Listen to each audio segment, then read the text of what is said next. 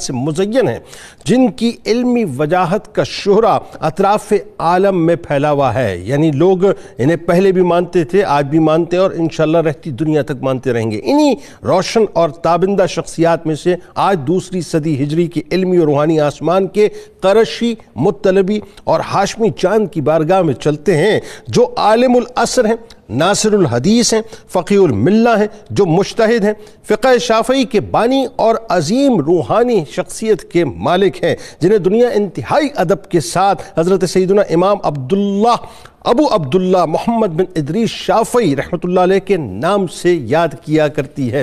ناظرین کرام، جن کے اجداد نے سرور دو جہاں صلی اللہ علیہ وآلہ وسلم کی صحابیت کا شرف جام پیا اور جن کی نسلوں نے حب رسول صلی اللہ علیہ وآلہ وسلم سے اپنے آپ کو مزین کیا، جن کو خواب میں سرور دو جہاں صلی اللہ علیہ وآلہ وسلم نے اپنے لعاب دہن مبارک پلا کر برکت کی دعا عطا فرمائی، بلکہ دنیا میں نبی کریم صلی اللہ علیہ وآلہ وسلم کی سنت مطہرہ کی نشر و اشاعت میں امام بننے کی بشارت ملی، جن پر مولا کائنات مولا علی کرم اللہ وجہ الکریم کی خاص نظر عنایت تھی، جنہوں نے خود یتیمی میں آنکھ کھولی اور مکہ پاک اور مدینہ پاک کی علمی فضاؤں سے استفادہ کیا، جن کے ارادے پہاڑ کی طرح مضبوط تھے، جو وسائل نہ ہونے کے باوجود بھی شکووں سے ماورا ہو کے. آج ہمارے ہوتا یہ ہے کہ اگر وسائل آپ کے پاس نہیں ہوتے تو آپ زبان پر شکوے لانا شروع کر دیتے ہیں. امام شافعی علیہ الرحمہ نے یہ بتلایا کہ وسائل نہ ہونے کے باوجود شکووں سے ماورا ہو کے یتیمی و غریبی کے باوجود شب و روز پڑھنے میں مشغول رہا کرتے تھے.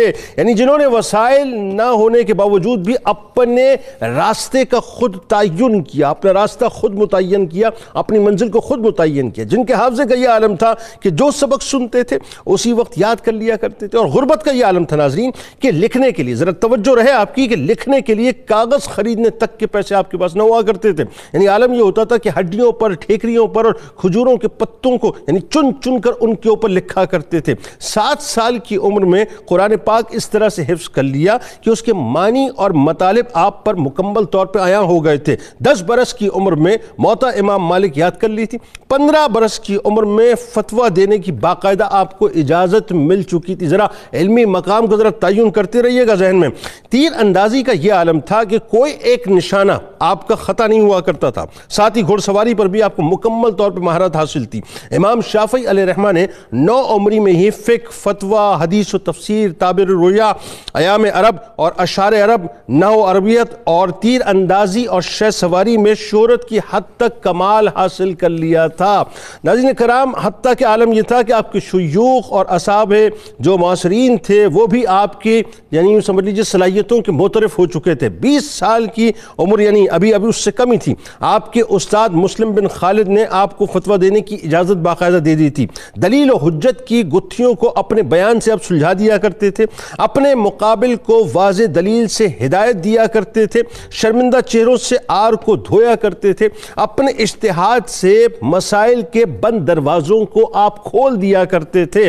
امام شافعی علیہ الرحمہ ناظرین، ان کے اندر ایک وصف اور بڑا خاص تھا کہ آپ بے انتہا سخی تھے. ربیع بن سلیمان مرادی کہتے ہیں کہ امام شافعی علیہ الرحمہ روزانہ کی بنیاد پر صدقہ کیا کرتے تھے اور رمضان میں فقراء و مساکین کو کپڑے اور بہت زیادہ رقم دیا کرتے تھے. فرماتے تھے کہ ہم نے اپنے شہر مصر میں بہت سے سخی دیکھے ہیں مگر امام شافعی علیہ الرحمہ جیسا سخی نہیں دیکھا. اور کیوں نہ ہو صاحب، یہ جو ہاشمی خون ہے، ہاشمی مبارک خون ہے، وہ سخی نہ ہو تو کیسے چلے گی بات. مال سے بے رغبتی کا عالم یہ تھا صاحب کہ عباسی خلیفہ ہارون رشید نے آپ کو 10,000 دینار دینے کی جو ہے پیشکش کی، لیکن آپ نے اس کو قبول نہ کی، اس سے معذرت کر لی. ہارون رشید نے جبری طور پر وصول کرنے کو کہا تو آپ نے وصول تو کر لیے، مگر بغداد کے شہر میں یعنی عالم یہ تھا کہ بغداد میں جو مساکین تھے ان میں تقسیم کر دیے تھے.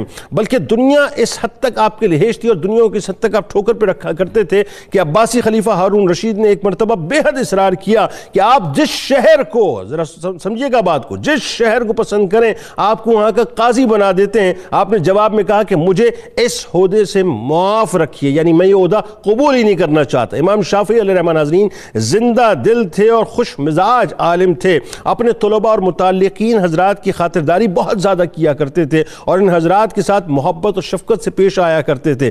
امام شافعی علیہ رحمہ کو قرآن پاک سے بے انتہا محبت، یعنی ہر رات میں ایک قرآن پاک پڑھا کرتے تھے اور رمضان کی رات میں 2 قرآن مجید باقاعدہ ختم کیا کرتے تھے۔ الربیع بن سلیمان مرادی کا بیان ہے کہ صرف ماہ رمضان میں 60 قرآن پاک ختم کر لیا کرتے تھے۔ بہار بن نصر کہتے ہیں کہ جب ہم رونا چاہتے تھے تو آپس میں کہتے تھے کہ اس مطلبی جوان کے پاس چلو اور اس سے قرآن سنتے ہیں، یعنی جس وقت وہ تلاوت کیا کرتے تھے تو لوگ زارو قطار رویا کرتے تھے۔ بس یہ ذہن میں رکھیے، آخری جملے ادا کر رہا ہوں کہ امام احمد بن حنبل رحمۃ اللہ علیہ، اب ذرا سوچئے مقام المرتبے کا کیا عالم ہے، امام شافعی علیہ رحمہ کو 2 صدی ہجری کا مجدد کہتے تھے۔ حب رسول اور حب اہل بیت اطہار علیہ السلام آپ کے وجود میں پیوست تھا۔ آغاز کرتے ہیں ہمارے ساتھ